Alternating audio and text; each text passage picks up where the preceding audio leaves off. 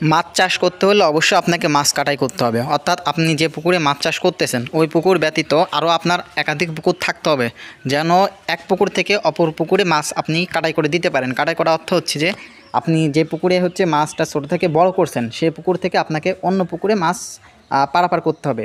এটা করলেও কী হবে, ওরা হচ্ছে পুকুরে পানি হচ্ছে চেঞ্জ হবে, অর্থাৎ হচ্ছে বাসস্থান পরিবর্তন হবে এবং পরিবেশ অর্থাৎ হচ্ছে পানির যে পিএইচ মান থাকে বা এক একটা পুকুরের পানির পরিমাণ এবং হচ্ছে খাবারের পরিমাণ এবং অন্যান্য যে মাত্রাগুলো থাকে সেগুলোর পরিবর্তন হয়, যার ফলে মাছগুলোর হচ্ছে গ্রোথ বৃদ্ধি পায়। অর্থাৎ আপনি যেখানে বর্ডিং করা বলা চলে, অর্থাৎ যেখানে আপনি ছোট থেকে বড় করছেন ওই পুকুর থেকে আপনাকে একটা খোলামেলা বড় জায়গা দিতে হবে যেখানে মাছগুলো সঠিক স্বাভাবিকভাবে বিচরণ করতে পারবে, যেন আপনার ওই মাছগুলো বেড়ে ওঠার জন্য ওর সমস্ত কিছু ওখানে পায়।